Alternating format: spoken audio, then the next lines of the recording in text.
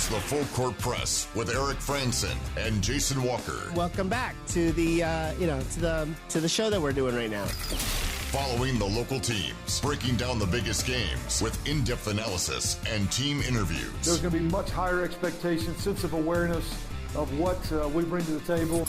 Join the show by calling into 435-752-1069 or text 435-339-0321. It's the Full Court Press. Throws, ends up, yes! Caught! Touchdown! They did it!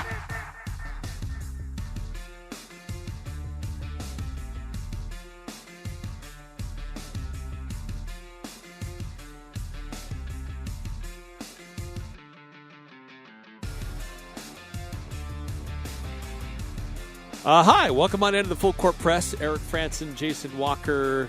Having a little bit of weird issues going on here with our station going out over the air, so I apologize if that's acting kind of funky, but we'll keep an eye on that. But, anyway, Full Court Press here, 106.9 FM, 1390 AM. Maybe only working on the stream, though, 1069thefan.com. So we'll keep an eye on it, try to figure that out. In the meantime, for those who are listening on the stream, you do have a show to listen to. For those over the air, we're still trying to work that out, and you may not even know if we're not working. So anyway, we'll keep working on that. But in the meantime, several different things to talk about today here on the Full Court Press. We'll get into what happened in Boise, try to make sense of that loss for the Aggies in Boise against the Broncos. But we'll also look at what happened with the Utah Jazz over the last couple of days as they are going to be returning home with Donovan Mitchell in town. But we'll see, 1390 AM working fine. Thank you, 4781. Appreciate that. Yeah, I don't know what's going on, because we can hear it over the stream. We can't hear each other. I can't hear you through my headphones. Nothing in the studio is working. Well, did that work? Well, maybe. That's a workaround. Something's going through my headset now. Yeah. But, weird. Yeah, so if it's working, it's working. One aspect of it is not, but I guess the ends right now are justifying however the means are going. So 4781, do us a favor if you can. Switch it over to the FM dial. Make sure we're working okay there on 106.9 FM. Since we know you're hearing us. We're doing our best. Yes, it's kind of weird what's going on here with the studio. We got engineers in the back moving things around, and you never know. Sometimes they bump a cable or a cord, and it affects our broadcast. Just yanked everything out. Just yes. All right. All right. So let's look at a couple of different things here on the show. Recapping the weekend that was. We got the college football championship tonight as well. It's one other topic. We've got. Okay. Thank you, 4781. That 106.9 is also working. So we're full. Full steam ahead. Full steam ahead. We just can't hear each other just properly. Keep plugging along. But we got the college football playoff championship tonight. We got Jazz over the last couple of days. The Aggies, what's going on in the Mountain West. So several different topics to cover here on the show. And, of course, appreciate all of you who are listening in and texting in. Feel free to send in your comments or your questions. 435-339-0321. 4781, expect payment by Venmo. We should send you something to say thanks for air checking us, because apparently we're having issues doing it ourselves. We outsource our what would you call it, live testing or something like that? Yeah, I'll be your new IT guy. Yeah, maybe we need one. But a couple of the texts here. 9315. Why did USU let a second-rate truck driver school beat them so bad they're only good enough to graduate, drive Volvo rental truck instead of a super truck like Mack, Pet, or Kenworth? Okay, thanks, 9315. Yeah, I'm not sure why. Well, I know why. It's because Boise State actually has a pretty good basketball team, and Utah State seems they might be vulnerable to these kind of situations where they go on the road, they face a good team, a good defense, and they also happen to be off. They could go on the road, face a good defense, just light them the heck up because they're hot that night. But the Aggies just clearly there's a weakness on this Utah State Aggie team, and the situation they ran into on Saturday was perfect to exploit those weaknesses. Yeah, and that was they ran into a bit of a buzzsaw there, and they just never were able to really get on track.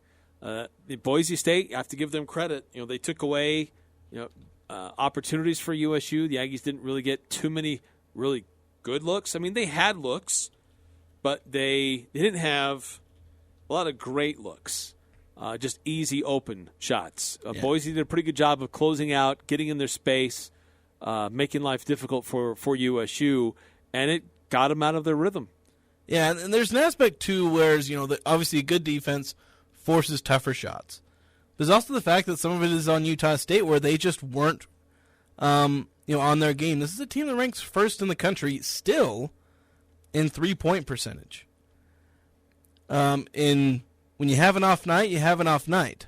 And there's nothing you can do about it. The great teams, the elite teams, they'll be able to win some of these types of games, when you're just absolutely stone cold on offense. They'll be able to pull off wins in some of those situations. But Utah State's not the elite team, because if they were that elite team, they'd probably be undefeated at this point. You don't need to be delusional about what Utah State is, but there's also recognition of Utah State is a good team. We're 16 games into this, and Utah State has 3 losses. We don't need to be delusional about Utah State being bad either. I've seen people on Twitter acting like the sky is falling. It's like, okay, this is a 13-3 team. What did you think was going to... did you think they were just going to go undefeated the rest of the way?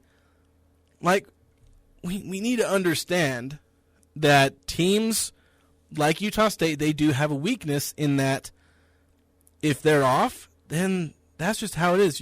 Low-scoring, great defensive teams, they get in trouble when they get in shootouts because they're not good enough to keep up with teams that are just red hot and whatever defense they throw at them doesn't work. There are weaknesses in every single team, and sometimes they just get exploited because you run into the wrong matchup or just the team is just good that day. Or in the case of Utah State, they were just cold.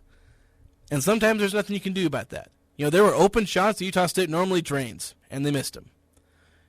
Boise State really pressured Utah State in a lot of situations. There are a lot of cases where they sidestepped it, took a 3. It's a shot they normally make, and they missed it. This is a team that shoots 43 or 44% from 3, and I think they shot like 30 or... Actually, I forget what the actual percentage was. Really low. They shot really low. 33%. 33.3, yeah. And that was bolstered by a couple of late ones where it's just, okay, they made a few when it was just kind of garbage time. For the longest time in this game, they were shooting 20s, and even in the teens from 3. And that kept them from keeping up. So it's like, you're going to have an off night. Elite teams might be able to overcome that. Utah State's just not that. We have to be realistic. But it doesn't mean they're bad. It doesn't mean they were exposed. If this becomes a trend where they can't win on the road in the Mountain West whatsoever, if they have like a below 500 record on the road in the Mountain West, then that's a trend. But it's one that has to be set because right now, based on what we know of this team, 16 games in, half a season's worth of sample size, we know this is a good team capable of having off nights. Their 3 worst shooting nights are their 3 losses. It's a pretty direct correlation. But when they shoot well, and they can shoot well, in 13 out of 16 games they've shot pretty well, we know they can win games. And they're not going to be this off, even on the road, in most of their games.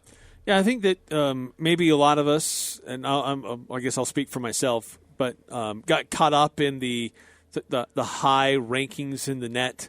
Utah State continued to score really well and rank really high. We knew that they were playing good teams, but not great teams. But it was a solid enough resume that got them that a top 25 net ranking.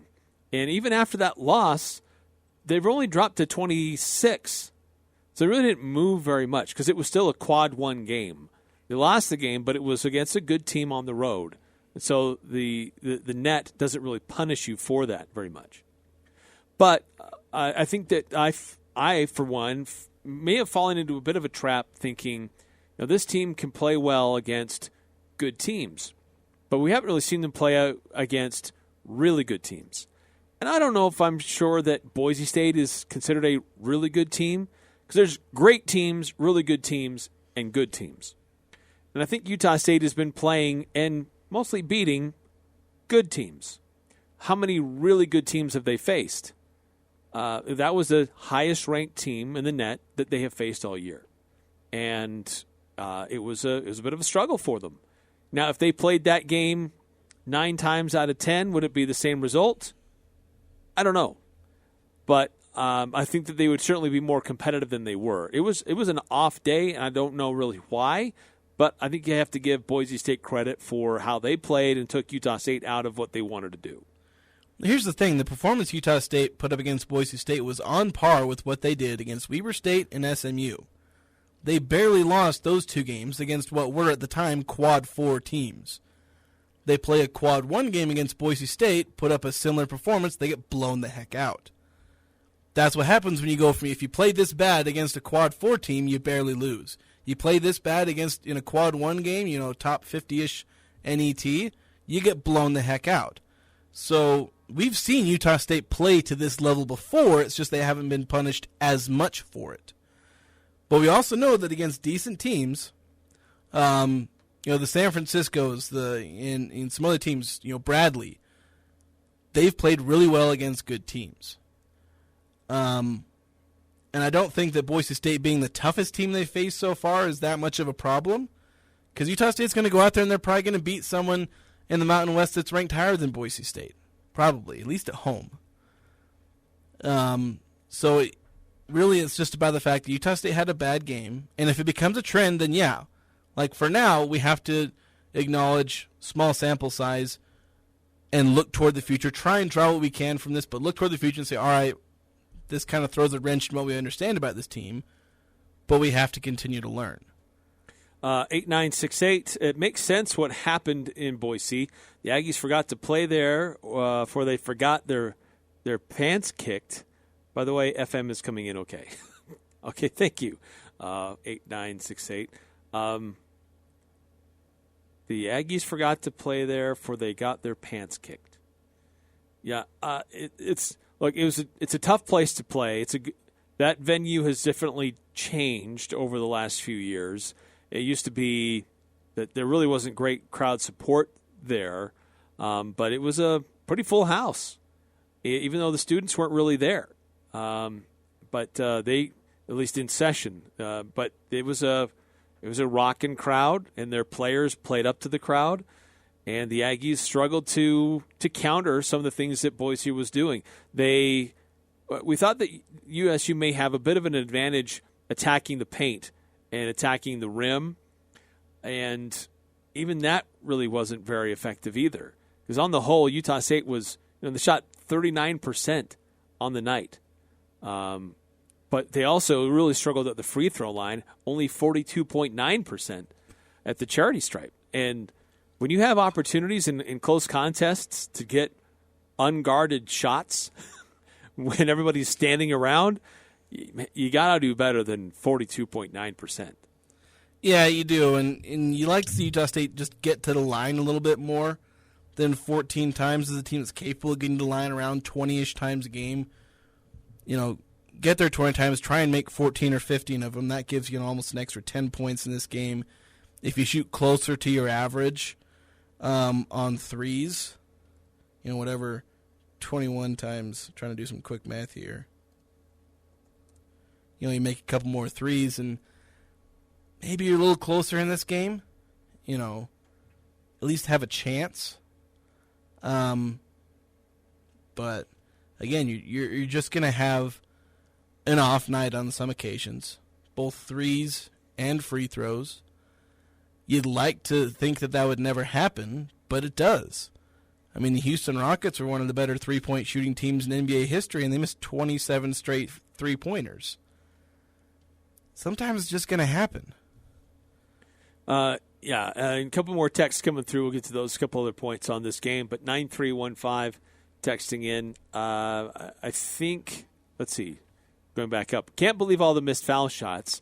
Some may say that Boise Jimmy rigged it for USU, but I say they made it so we can give them the real treatment on the fourth.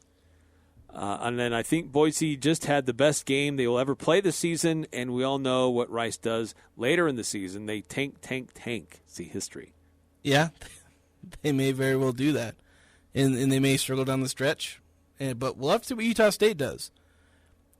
We talked about how this could be a rude awakening for Utah State, and this was a rude awakening. This is you managed to skate by a Fresno State team with a decent performance. Got in trouble a little bit, but managed to push through them. Survived a bit of a comeback from Air Force after dominating them in the first half. And so, all right, we skated by a couple of the lesser teams in the conference. All right, play one of the better teams in Boise State, and bam, you get blasted. And now this team has to look at itself and say, hey, what are we going to do to win games night in and night out, whether or not our threes are falling? Can we play great enough defense? I don't know if 59 points is ever enough to win a game.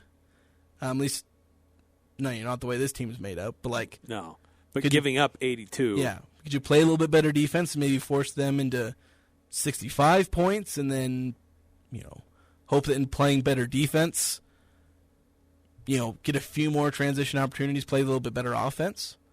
Well, and they were out-rebounded, too. And I think that was one of the other things that really surprised me about this game, and not by just a few, but the Aggies were out-rebounded 41-29. And I did not see that coming. Some of that is baked into more defensive rebounding opportunities, but Boise State did have 8 offensive rebounds. I thought it was 9 when I looked at it, but the one I'm looking at now says 8. So, when you shoot 39%, your opponent's going to have more offensive rebounds. And when your opponent shoots 50%, you're not going to have as many rebounds. True. But, of course, Utah State couldn't take advantage of offensive rebounds because when you miss a lot of shots, you could have more offensive rebounds. They didn't do that. They only had 5, which is pretty awful offensive rebounding percentage.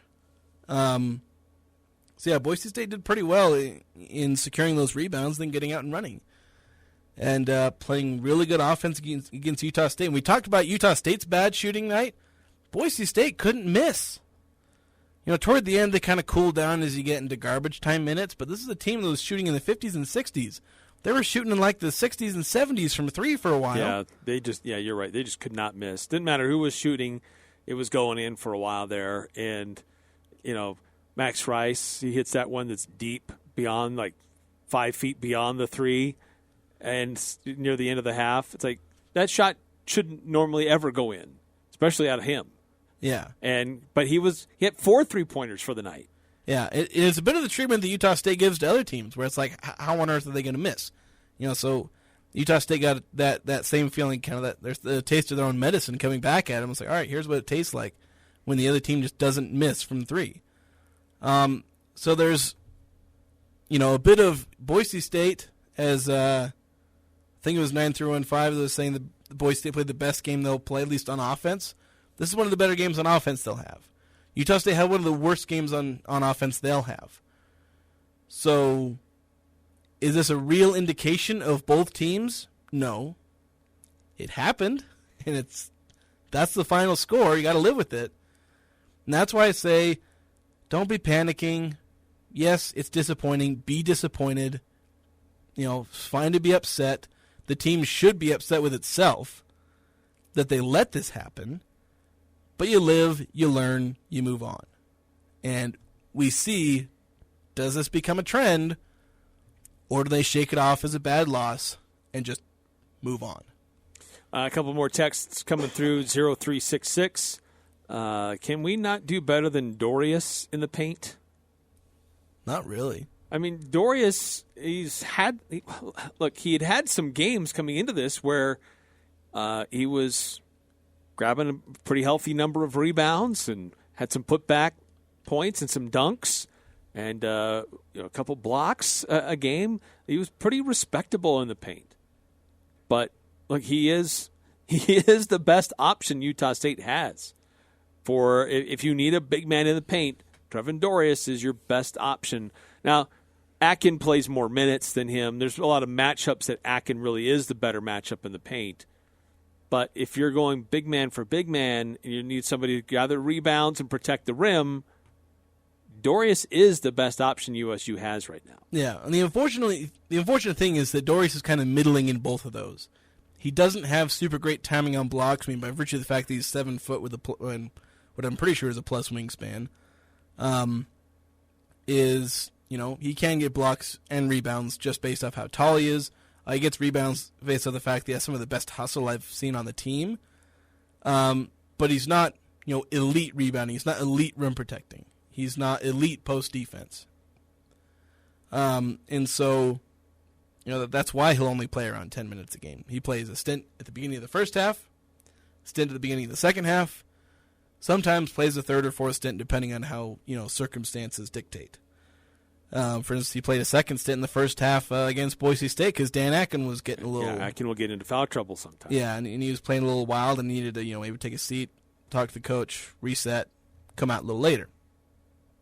And Trevor had been earning a couple more minutes, too, by virtue of getting a few extra rebounds, playing well as, dump off pass, finish it. He'd been finishing a little bit better at the rim than he had in the past. So he'd been earning a bit more minutes. But, yeah, Dorius, you're getting, at best, 12 minutes, 4 or 5 rebounds, 5-6 points, and a block or two. And unfortunately, that's not great in the Mountain West. You'd like to have a guy who can average 10 and 8 and a couple blocks, but those guys don't grow on trees. There are guys that grow like they're trees, like Trevin Dorius, but Neemias Quedas don't walk around, they don't walk into the door every day. Like, Neemias Queta was an incredibly rare case. Like, you look at Utah State centers over the years. Like, how many actually good 7-foot-ish, 6'11", 7'1" centers has Utah State had around here? If you put it 6'11" or higher, I'll give you 6'10". If you go to 6'10", then under Stu Morrill, there were a number of good centers. Yeah. Stu was a good coach of big men, and so good tall players were attracted to come to Utah State because they could play well here. But since then, it's been kind of a rare breed to find somebody that can really come in and in the Mountain West, it's been pretty rare. But Neemias Queta was certainly, a bit more of a rare case where, not only did he have that length, but he was an elite shot blocker, the best shot blocker we ever really had at Utah State. Also a good rebounder and also a good finisher. Like, there's a reason he went to the NBA. It's because he was really good at all three of those things. Yeah. And Utah State's not really going to have one of those guys unless they just kind of luck into him. Because, when you're at, a G5 or major school, like, your main hope is to find a guy who can do, like, 2 out of the 3. Can he score and rebound? Can he rebound and block, but maybe not score? Or, some weird, I guess, for somehow block and score points. But, like, you can do, like, 2 of the 3 major things.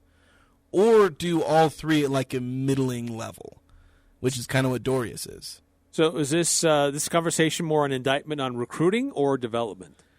It's kind of on recruiting, but I don't really blame them because, again, like I said, these guys don't grow on trees. Like, they're hard to find.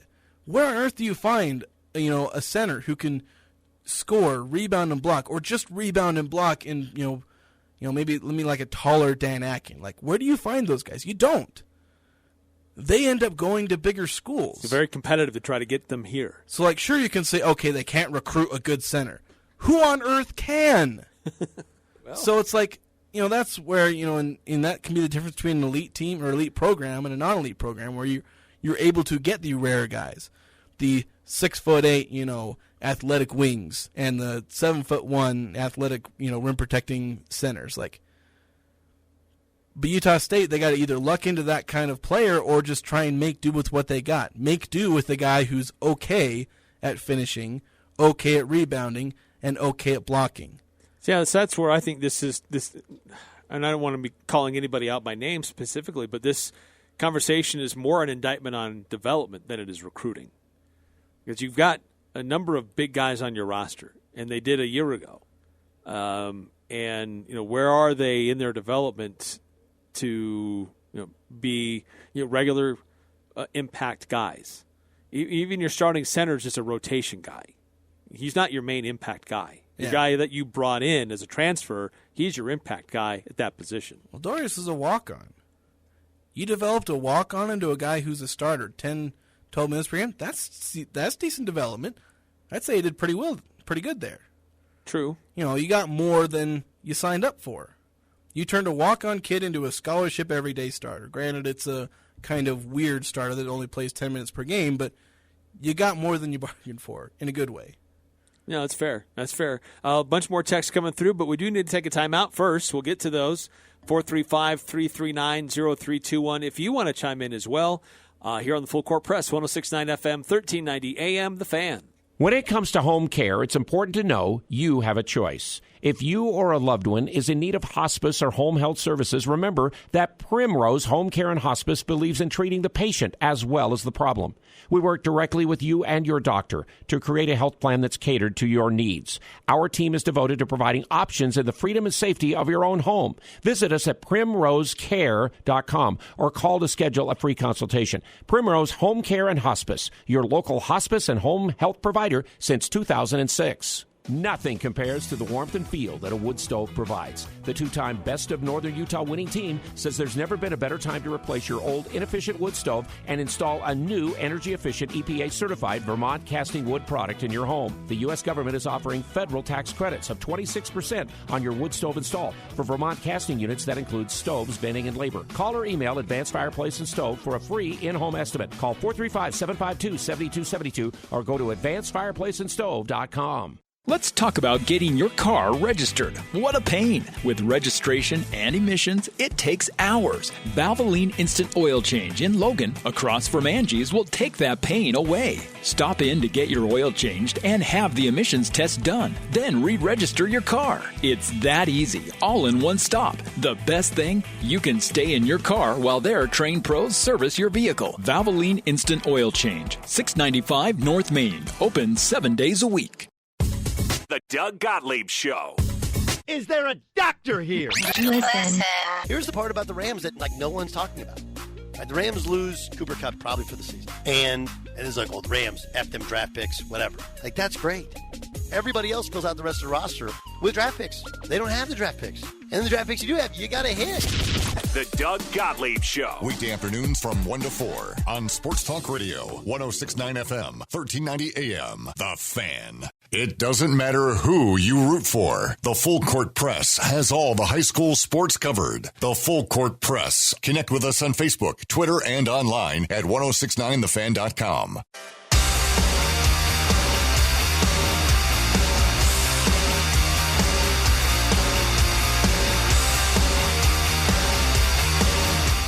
Eric Frandsen, Jason Walker here on the Full Court Press. We found out the culprit of what happened earlier in the show. It was the butler.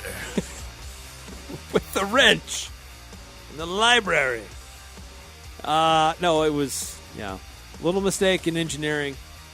We were still on the air. Just throwing engineering under the bus, are we, Eric? I'm not going to name names who specifically did it. I'll leave them nameless. But we're good. We have been good.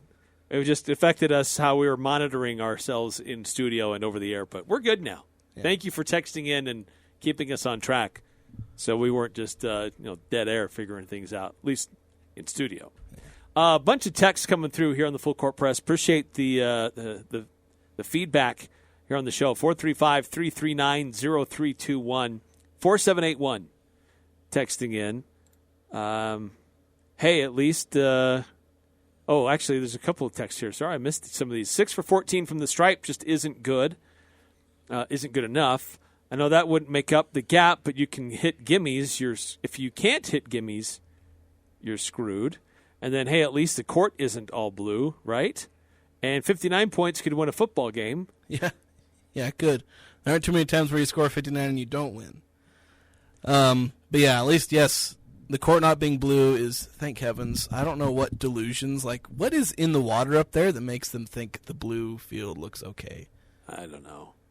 They're so proud of it, too. But if you're going to do that to your football field, why don't you do something screwy to your basketball court? I mean, if you're that bent on being weird and being different, why aren't you doing it to your basketball court? Do you recognize that we know that it's weird and that it's dumb, but we're going to stand by it because it's that one thing that we can, wave a banner about. You can't reason with delusion. And as 4781 says, Idaho water is basically moonshine. There are a bunch of loonies up there. Like I said, there has to be something wrong, like legitimately wrong in the head, for them to think that blue turf looks okay. So bad. 0366 Mike Santos. He texted in during our conversation about centers. Yeah, big man. Okay. 9315. NIL helps with elite players. Now they don't have to hide it. NIL helps with elite players. Sorry. NIL helps with elite players. Now they don't have to hide it. Yeah, by the way, texting Mike Santos, first off, he was a 6'8" forward. Second off, he played in the 70s. I was talking about more recent guys. Modern era. Like after 2005 or something. 4446 texting in. Any update on Rylan? Not yet. So there's going to be some media availability. Normally, like, they have the media availability, like they do it day before the game, after practice. Normally it's around like 1 or 2. Today they had it at 4:30. So normally I'm there, but it's happening roughly about now. And so news about Rylan Jones' status. I had a couple of people text in about Rylan Jones' status. I would guess he's going to be out. That is a personal guess. Though honestly, if he suffered another concussion, at this point I'd wonder if it's season ending. I'm not a doctor, but based on precedent, multiple concussions in a couple of weeks tends to be not good. Well, yeah, but I don't know if it's a concussion. That's just my own speculation. I don't want to throw out things out there without any expertise on that. It's just, trying to play doctor on radio here. Yeah, which we're awesome at, right? But it seemed like he was having trouble breathing, like it was more of something getting hit in the chest. Well, he got hit in the chin. That's what Ryan said after, Coach Odom said after the game. He got hit in the chin. He didn't, Odom didn't know, or he said he didn't know what was going on. They had him in the locker room. So it's possible that he could just be fine. But the fact that he had to be helped off the court the way he was and how long he was on the court again, he also had a bloody lip. Yeah. It's worrying. This is a kid who refuses to play basketball in a safe manner. He just keeps putting himself in harm's way. Oh, yeah, 6 foot, 230-pound guy barreling towards me. That's a straw charge. I mean, I applaud him for sticking his nose in there, but because he's sticking his nose in there, he's taking himself out of the game. Yeah, I love the scrappiness, but there's a durability factor when you try and play scrappy and you're 6 foot and $170. The other question from 4446, what about the kid from Oregon? Well, he's redshirting. Yeah. So there could be some potential there. There's potential. He's a guy who is surprisingly athletic and surprisingly good as a slasher. Like, he's a guy who could be really interesting as a pick-and-roll guy because his ability to get from the perimeter to the basket as a 7-footer is really weird to see from guys who are normally around 7 foot. So he has a bit of a unique skill there. And he's also 3-point shooter. He did it in high school. He did it a few times in some of the scrimmages that I saw. So he seems to have a bit of a green light to shoot threes, hopefully. Like, it is kind of frustrating to see big men who can shoot basically be told not to shoot. But I would think Rhino would be willing to let his centers shoot. Yeah, I think if you can shoot that shot with some regularity, he's going to give you the green light. Yeah. So I think he could be, really, really interesting. And next year could be interesting because if, Isaac Johnson, that's the kid from Oregon we're talking about, if he comes in and is a guy who can be good on offense and then, also be at least a halfway decent rim protector based off of his size and decent athleticism, he's a little lightweight, and that could cause some problems in terms of, real tough interior defense. But they're also bringing in a kid, I don't know if I can say his name, Khalifa Sacco, I think. I don't know if I'm saying his name right. He's coming from South Plains, college in Texas. And his defensive rim protection is really good. His offense is probably a little underdeveloped from what I've heard. But you're potentially bringing in a good rim protector, but also an offensive guy in Isaac Johnson. You'd have him in another year of experience, and redshirt year in terms of being in the system, so that'll help. Development, right? So the front court could be a little interesting next year, and it'll be a lot different. You could have elite rim protection on the team. You could have a stretch 5, where this team doesn't have a stretch 5, unless you're playing Taylor Funk at center. So next year's centers could be an interesting class. And then there's, will Shimon Zapala ever get any time? I don't know. Right. Where is he at on his own development? Yeah, that's another question. It'll be his senior year. It's now or never. You have to feel like he may end up just transferring at this point. Because he's had several shots, and either it's just not working for him at Utah State or the coaching staff doesn't believe in him. So either way, transferring may be the best option for him. I won't make that decision for him, obviously. No, but that's something that may be out there. Yeah. 8968 also adds, who can recruit a good center? Schools with lots of money. Yeah. Yeah. So really, schools at this level, it's about development more than it is about developing somebody to be a good center rather than recruiting a good center. Yeah. Or in some cases, it's trying to, bring in a guy who has talent that's transferring down from major to mid-major. Sometimes you can do that. Or try and find lateral transfers, like a Taylor Funk. It's hard to find 6'8" shooters. Utah State brought one in as a grad transfer. Sometimes you can look into that. Yeah. But, of course, one-and-done guys can be tricky because you have to consistently... You're always hitting that portal to find that next guy. Yeah, and that's not as fun to do. It's nicer to be able to land Z Hamoda that you can develop, and then maybe next year get a couple of years out of him after his development, a couple of years of him being a 12, 13 point per game scorer. Or Sam Merrill, you got 4 good years out of him, including a couple of elite years. It's not like bringing in the one year Danak and the 1 year Brandon Horvath, the 1 year Taylor Funk. 9463 texting in. I guess that leads to the question of what other programs in the nation do we compare ourselves to and are on the same level? Then how do we measure up to them recruiting and developing, and who would those equitable programs be? Well, I think some of the teams that you would want to compare yourself to around here, they're mostly Mountain West schools. Compare yourself to Wyoming, Colorado State, Boise State, maybe Nevada. Some teams in the Mountain West it's hard to compare yourself to. It's hard to compare to the San Diego States and San Jose States because you're obviously outpacing San Jose State. But with San Diego State, they have a bit of they're in California. There's some recruiting advantages there. Maybe there's a bit more money. So you try and compare yourself to some of the more rural Western schools, like the ones I listed off, the Wyomings, Colorado States. Again, I don't know if you want to throw Nevada in there. New Mexico. Those are the ones you want to compare yourself to. And overall, I'd say Utah State's doing all right. New Mexico probably recruits better in basketball. Not probably, they do. They tend to get some better athletes, and they do pretty well there. I'd say overall Utah State's probably recruiting better than Wyoming and Colorado State. Maybe depends on the year. Utah State's done just fine.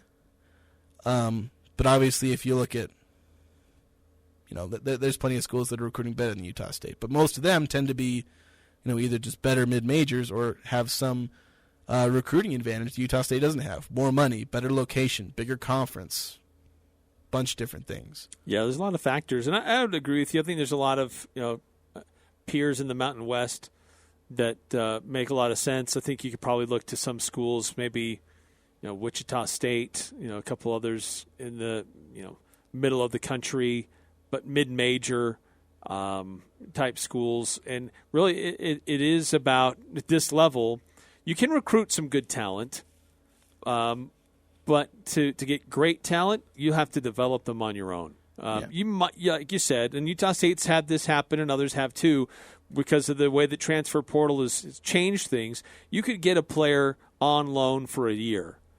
But the best way to do it, basically the cheapest way to do it, is to get those players that you can develop on your own, and then you're yielding better results out of them in years 2, 3, maybe even 4 when they're in your program developing. But when it comes to big men, that's a tough position. Utah State has had them in the past. They've had some great centers in the past, but it's also, I don't know how much of a point of emphasis it is under Ryan Odom to have a big dominant big man in the post. He's more of a NBA style where everybody can dribble, pass, and shoot. And if you can't do that as a 7-footer, then you're probably not going to see as much time. Yeah, and I tend to agree with that more. Is like as long as you can get some decent rim protection, because that's the only problem I have with playing the smaller lineups is that you can't get consistent rim protection, and that can be a really big problem. But obviously there is the advantage of being able to guard 3-point shots with a versatile defense. Of course, Utah State isn't doing that, so I don't know what the point is. But yeah, like if you're talking about getting a center that can post up, spare me. Like people saying we need a good post-up center. No, you don't. Yeah. Toss it down to the paint with his back to the basket. That guy doesn't exist anymore. That is statistically, categorically, completely the worst play in basketball. And you're telling me you want to build an offense around that? No. But what you need, if talking to big man, is the guy who can, finish in the pick and roll, finish around the basket in general when he gets a pass to him, a guy who can rebound, and a guy who can play good defense. If he can shoot threes, that's gravy. That makes it absolutely insane. Yeah. But you just want a guy who can play defense, rebound, and finish around the basket. That's what we need out of a center. Don't worry about post game. Don't bother with it because it's a terrible play. You don't need it. So right now Utah State kind of has that in Dan Atkin. He's below average finisher. He's good at drawing fouls. Decent at finishing his free throw, at least for a big man. He plays good defense, and active around the rim. Yeah, and he's a good rebounder, averaging around 7 rebounds. You're getting enough out of Dan Atkin as a center. Is he a little short? Can he do a little bit better rim protection and finishing? Yeah, but okay, if you give him those things, then he's like an all Mountain West center, and you can't have one of those every year. You can't ask for the sun, moon, and the stars and everything on a silver platter. Why not? That's what I want. You can't have it. Christmas is over. All right, with this segment's also over. We need to take a time out here in the Full Court Press. More from you on our Full Court Press text line. We do have more texts coming through. We'll get to those. 435-339-0321 if you want to chime in. For more than a century, S. Needham Jewelers has been repairing jewelry and watches in Cache Valley. We do all our work on premises, and you may even talk directly with our expert technicians. We also have today's state-of-the-art equipment, including a laser welder that will repair jewelry with precision. We guarantee our work and offer competitive prices. So whether repairing your precious wedding ring, sizing a ring, or simply changing a watch battery, come to Utah's oldest jewelry store with today's newest technology and repair. S. Needham Jewelers, middle of the block, at the sign of the clock. Let's start the new year right with a huge winter clearance at Daryl's Appliance. You know Daryl's for their scratch and dent appliances. Now save an extra 10% off through January 14th. They have selected appliances marked down to move fast. Plus, get 18 months financing on your purchase, and you'll get Daryl's exclusive additional 2-year warranty. And the famous Daryl's difference, because service always comes first. Only at Daryl's Appliance, west on Airport Road. It's the Full Court Press. One of the things that's also kind of perplexing watching this team is the use of Rudy Gay. It makes me wonder if they're just trying to still showcase him so they can move him. What are they trying to move him for? A ham sandwich? Honestly, what are they getting out of him? I don't know what they could get out of him. Like a soda machine? He's getting space and taking up time that younger developing players should be able to get. Weekdays from 4 to 6. 106.9 FM, 1390 AM. The Fan. Elements has delicious lunch specials, 2 for $30, or the new soup, salad, and bread special for just $10. It's tasty and quick. Elements' lunch menu is full of scrumptious items prepared with a personal touch. Wood-fired pizzas are an excellent choice that include barbecue chicken and the bee's knees. The fresh battered halibut fish and chips with seasoned fries is always a hit. And don't forget the fan favorite Munster burger. Casual or professional. Open Monday through Thursday, 11:30 to 8 p.m. and Friday and Saturday, 11:30 to 9 p.m. Visit theelementsrestaurant.com for reservations today. It's time to use your flex spending for 2022. As they say, use it or lose it. Crystal Vision, the 2-time gold medal winner in Best of Northern Utah, has a great selection of frames with character. Take your current prescription in and let Crystal Vision fit you into a new look for the new year. Your glasses will feel like they were made for you. Crystal Vision on 14th North or online at crystalvision.com. Join the show by calling 435-752-1069 or text 435-339-0321. It's the Full Court Press with Eric Frandsen and Jason Walker.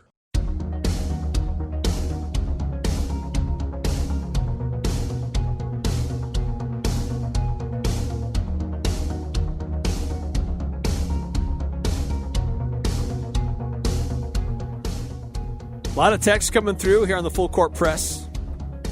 We'll get to those. A little bit of a short segment here, trying to get caught up on a few things. 435-339-0321 if you want to chime in. 5654 asking, will the Jazz trade Clarkson? I would say I don't think so. It's tricky because it's hard to know if Jordan Clarkson wants to stay or leave. I've heard differing opinions. He doesn't want to stay on his current contract. That's what I can tell you, based off of what he's done. He clearly wants to get paid a little bit more. He wants to get one more big contract. I think he'd be okay if that contract's with the Jazz, even if Utah's going through rebuilding. And I'm sure he'd be fine going somewhere else, but he'd want somewhere else to give him a big extension. So it just comes down to that. Can the Jazz find someone who's willing to give Clarkson an extension and also give the Jazz what they want, which is probably at least a first-round pick for him? Yeah, I mean, he's having career year in scoring and in assists. But we've also seen this guy can sometimes lose focus, dribble, shoulder fake, head fake, dribble, turnover.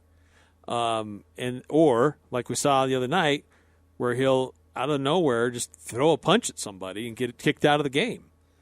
I've never seen Clarkson as somebody that gets that hot that he needs to get ejected and he takes a swipe at somebody. But he's done that twice now this season. Yeah, it's just there's some frustration. I wouldn't read too much into it than the guy who's playing with passion, and he let his passion get the best of him a couple of times. That can sometimes happen when you just have a personality type like that, where you're passionate and sometimes you struggle with it. Not all of us are like that, but we don't all have the same weaknesses. But for Clarkson, in terms of his on-court value, we've very much seen it in that his role is to take all of the hard shots at the end of the shot clock, shoot 42%, but again, on very difficult shots. So there's value in that. Mm-hmm. His value is in being a sixth man. He works very well on that, where he's a scoring punch off the bench. He's a guy who can lead your second unit when they're not getting very many points. And he can manufacture points out of nowhere in ways that not a lot of players can. He's not as efficient as the best players in the game, which is why he's not one of the best players in the game, but he's good enough at that scoring. So it just depends on, is there a team out there that values that? Do they value a guy who, if he goes, he's not going to put up 20 points per game with whoever he goes to? Do they value having a guy that'll score 13, 14 points off the bench, shoot okay percentages, but be the guy who can take those difficult shots and occasionally go off for 35 off the bench? Is that something somebody's willing to pay for?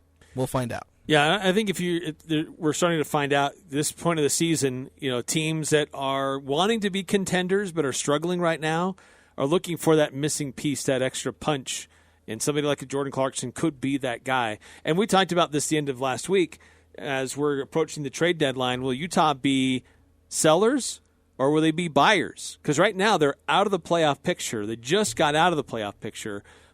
So are they going to sell off their pieces because they've developed some pretty attractive pieces, or are they going to try to go find somebody to fill in some of those gaps to help get them back into the playoff picture for this team? And that's, they've lost, 9 of their last 11 or something like that? I mean, they've lost a lot of games here lately, so it's not – there's some real question about what this team what their future is going to look like in how they play out the rest of the season. Yeah, the time for buying is past because they're a team that if they're going to buy, it was going to be ride the wave that they've been going on and then, find a piece to maybe put them over to the top as far as being a championship team. Okay, we know that early in the season that was a bit of a fluke. We're now seeing a bit more of what this team really is. They're not a lose 9 of 11 games team, but things are balancing out a bit. They're a team that needs to be selling parts off. All right, more of your texts have come through. We'll get to those. We've got to take another time out. Full Court Press on 106.9 FM, 1390 AM, streaming on 1069thefan.com and the 1069 The Fan mobile app. We're heading into some crazy weather this winter, which means power outages. Tyler and his team at Golden Spike Electric can install a Generac automatic standby generator for your home so you can avoid issues when the power goes out. If you have one already, Golden Spike Electric can maintain your Generac automatic standby generator for you. Find them online at gsegenerators.com or call 435-257-3016. Golden Spike Electric and Generac automatic standby generators. Power you can count on. As a small business, achieving your financial goals and ambitions can be a steep and rocky mountain to climb. This is Brett Green, president of Cache Valley Bank. To conquer this mountain and achieve your goals, it takes planning, hard work, and discipline. At Cache Valley Bank, we have the resources, expertise, and flexibility to help you scale your way to success. Give us a call. Let's work together and climb the mountains that await. Cache Valley Bank, member FDIC. This is Nate Lamson with Valley Office Systems, your home team when local matters. Valley Office Systems is your local provider for all things office, copiers, printers, furniture, and document management. Proudly serving Cache Valley since 2007. Visit valleyofficesystems.com. It's the Full Court Press with Eric Frandsen and Jason Walker.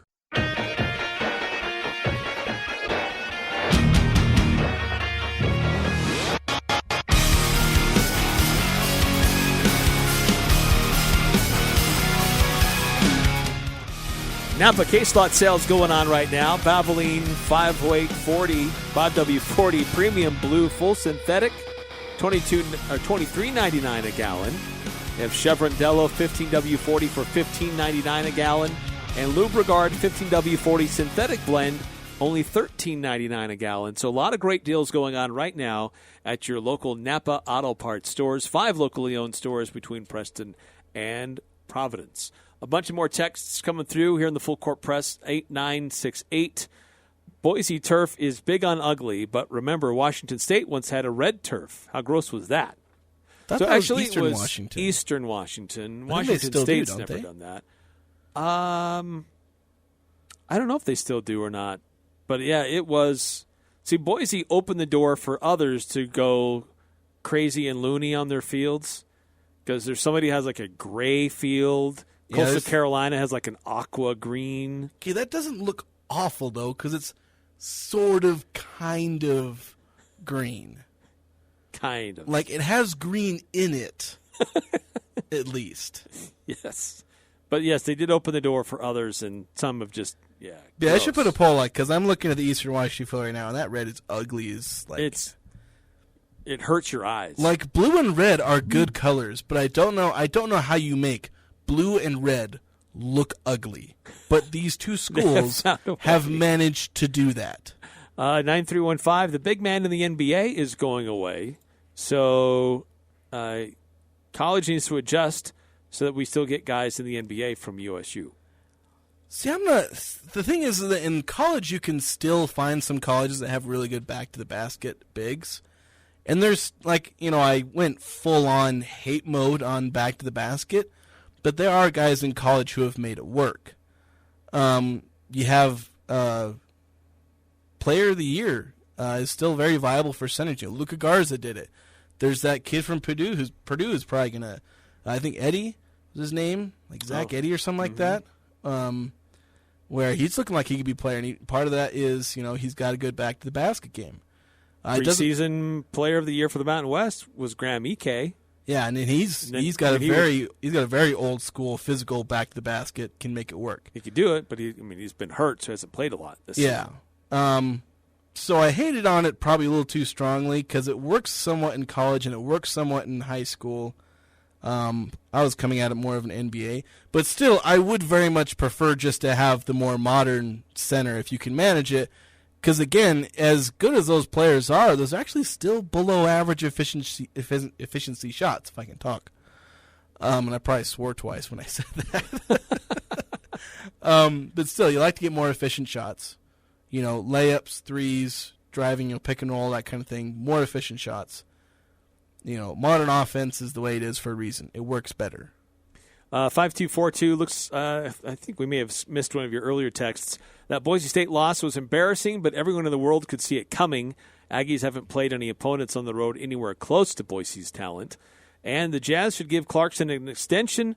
Took the team around Lowry, Clarkson, and Kessler. And then Mike needs to go. The Olynyk trade was just bad. Yeah, it's not looking good the way that the Pistons are looking for a first-round pick for him now. All right. Well, there's more on that to discuss, and the national championship game is tonight. Love to get your predictions. I'm Dan Patrick, and this is Above the Noise. Ever since Kirby Smart left Alabama to become the head coach at Georgia, the Bulldogs have become one of the most dominant programs in the sport. This season has been a perfect example of that. Georgia came into the year as defending champs, leaving a huge target on their backs the entire season. The Bulldogs responded with another dominant, undefeated season. Georgia held opponents to just under 16 points per game, and the team's quarterback, Stetson Bennett, made the trip to New York as a Heisman Trophy finalist. The team's balance has left them one win away from the elusive back-to-back national titles. In fact, only 7 teams in the history of the sport have hoisted the trophy in consecutive seasons. TCU has shown an ability to show up in big games this year, so it won't be easy for Smart and the Bulldogs, but if the team can continue to play the style of football that got them here, the new gold standard in college football may officially reside in Athens, Georgia. I'm Dan Patrick, and this is Above the Noise.